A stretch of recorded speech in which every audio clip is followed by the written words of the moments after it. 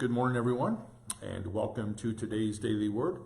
If you could join me for our time together as we continue our conversation through our daily Word and what it means for us. So for the season of Advent, I'm going to be using this devotional. You couldn't see it very well, but it's called What's Left of the Night. And I'm going to be using it for our daily resource as we continue this conversations together. And so I have some copies. If you would happen to be interested in a copy, I'll be glad to get you one or send you one in the mail if you would like one. So just let me know that and I can make sure that you get one. And so thanks for carving out your time with me today as we continue our conversation through the daily Word.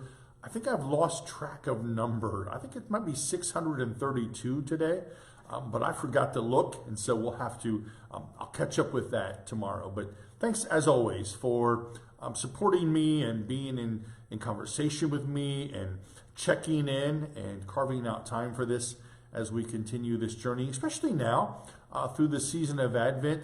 I hope that you'll make this a part of your day as we make our way to Bethlehem and to the celebration of the birth of the Messiah. So today, the scripture is Luke 17, verse 15, and the title of this particular devotional, written by, it doesn't say today. The title of this devotional is called Active Ingredient, Gratitude. And so we hear these words. Actually, the writer of this is Fiwa Langini, something like that. One of them, when he saw he had been healed, returned and praised God with a loud voice. The writer of the devotional says this: medicine containers display lists of all the ingredients used in the medication. There's usually a separate section that shows its active ingredients, the items in the medicine that make it effective. All the ingredients work together to be a healing agent, but it's the active ingredients that really make the medicine effective. And so Luke tells us this story that's actually a story of 10 men who have a skin disease, and they've been banished to the outskirts of town to live out their unclean days from everyone else. When they saw Jesus passing by, they cried out to him for mercy. And we know the story, right? Jesus sends them to the priest who would have to declare them clean again. He says, go and present yourself to the priest, and the priest will declare you clean. And so as they go on their way to the priest, their skin in this miracle clears up. One of them, only one of the 10, returns to thank Jesus, who then says, this man has been healed because of his faith. The writer says if those men had ingredient labels, one would notice the ingredients of faith in believing that Jesus could be merciful to them, and obedience in heading off to the priest to be declared clean. But the one who returned, gratitude, would be the active ingredient. All 10 were cursed from their skin condition. Only the one was also healed from it. Imagine, if you will, if we took stock in our lives of our active ingredients. If we had a label on the side of us that said, here's Jim's active ingredients. I wonder what those active ingredients would say. You know, there's probably all kinds of things that we could list. But I think we should consider that in this Advent season in our own lives.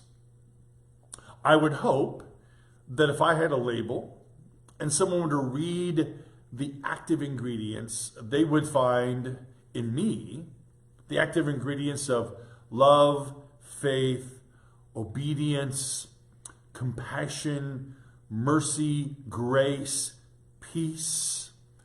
I would hope they would find those things in me. I would hope they would say that I was loving and kind and nice and gracious and all of those things. I would hope, however, as well, that when they looked at the active ingredients, that they would find gratitude. Now, when you look on the side of a package, when you look at the active ingredients, the very first thing listed is the thing that is of the most quantity. So it could be salt, it could be, it could be corn, whatever it is. That's whatever's listed first. That's the most of anything that's in this particular product.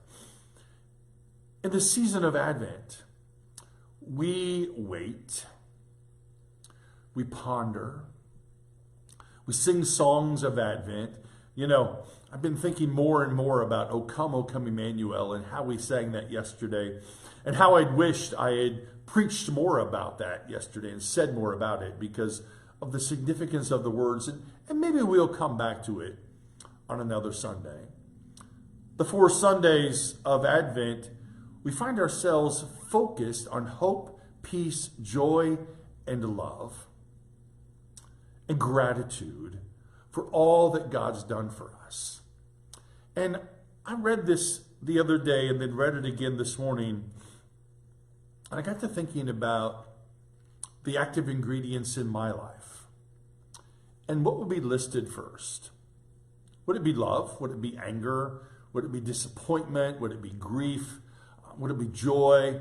Would it be forgiveness? I'd like to think that the very top of that, the very first ingredient would be love. I'm not sure it would be every day, however. And there's this idea about gratitude. The 10 men saw themselves healed. Only one came back to say thank you. And I think it's true for us in our lives in this season of Advent as we journey together, that really we're called to look deep inside of ourselves. I said of hope yesterday that if we really believed in hope, hope reminds us that staying put is unacceptable. Hope pushes us forward.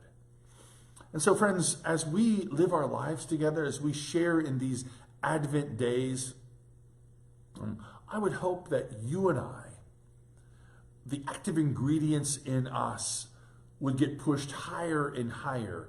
Ingredients of love and gratitude and grace and mercy and forgiveness and compassion and peace.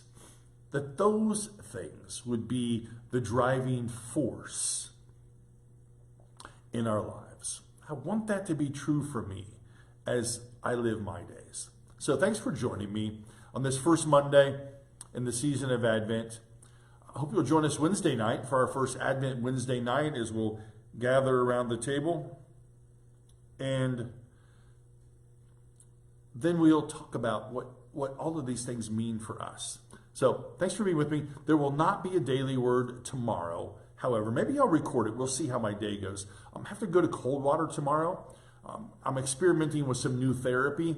And so I'll be going to Coldwater tomorrow to enjoying that process. So I would appreciate your traveling mercies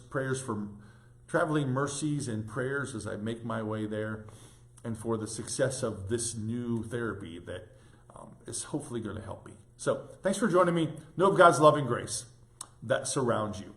Know of my love for you. I look forward to seeing you tomorrow morning. Hopefully I'll pre-record at 10 o'clock and then again on